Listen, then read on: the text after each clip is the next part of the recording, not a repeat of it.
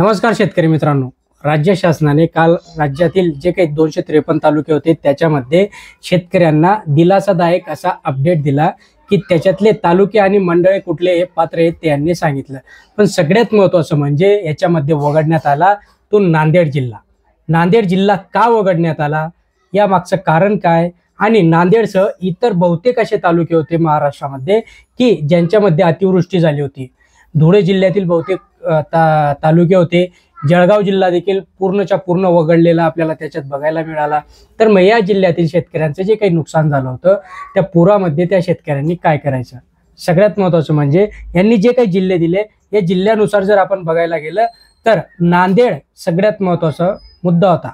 आता नांदेड का मराठवाड्यात येत नाही का, हे सगळं समजणं गरजेचं होतं। आणि नांदेड का दिला नाही तर त्यांचे जे काही निकष आहेत त्या निकषामध्ये ते बसत नाही असं त्यांचं म्हणणं आहे। मग एकीकडे देवेंद्र फडणवीस म्हणतात की आम्ही सरसकट जे काही अतिवृष्टी झाली त्याच्यामध्ये आम्ही सर्वांना राहत देऊ, सर्वांना मदतीचं पॅकेज जाहीर करू। 32,000 कोटी जे तुम्ही मोठ्याने बेंबीच्या देठापासून ओरडून बोंबलत आहे पत्रकार परिषदांमध्ये, ते 32,000 कोटी रुपये तुमच्या घरात नेणार आहेत की काय।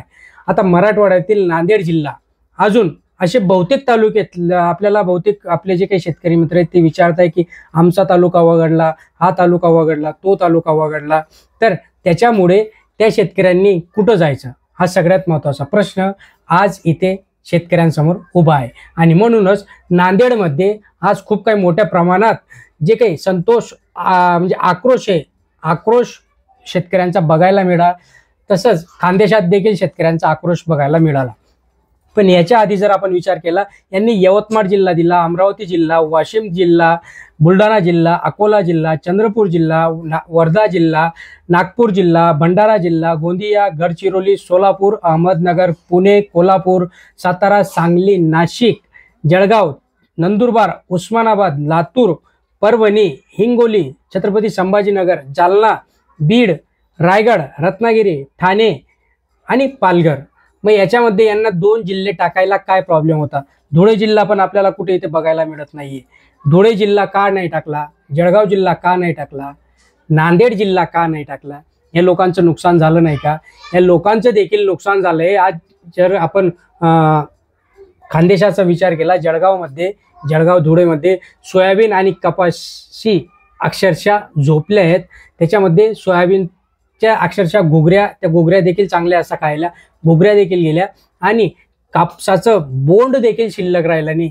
उभा मका झोपला अक्षरशः, तरी यांनी तिथे शेतकऱ्यांना दिलासा नाही दिला। आणि हे जे काही 32,000 पॅकेज बोंबलत आहे, हे 32,000 कोटी मिळणार कधी हा सगळ्यात महत्त्वाचा प्रश्न होता। आणि त्याच्यानुसार त्यांनी 8 तारखेपासून बहुतेक शेतकऱ्यांच्या अकाउंटमध्ये 17,000 रुपये टाकायला सुरुवात केली। पण याच्यामध्ये देखील असा कांड बाहेर येतोय की काही शेतकऱ्यांना फक्त 4,500 रुपये हेक्टरी मदत येते। ह्याच्यामध्ये संपूर्ण हे जे काही सर्कल आहे, सर्कल गोलमाल आहे आणि या गोलमाल सरकार आणि हे सर्कल हे एकसारखं आहे। हे पूर्णतः शेतकऱ्यांना कधीच मदत देणार नाही। शेतकऱ्यांना फक्त आशेवरच लावून ठेवणारे हा देवेंद्र फडणवीस।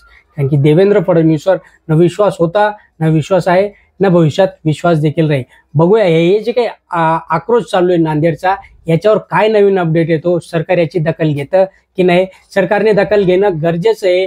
खानदेशात देखील जळगाव धुळेची दखल घेणं गरजेचं आहे आणि लवकरात लवकर या लोकांना देखील एक वेगळं पॅकेज जाहीर करायचं यांनी ठरवणं गरजेचं आहे। त्या संदर्भात काही अपडेट आला नक्कीच तुम्हाला सांगणार आहे।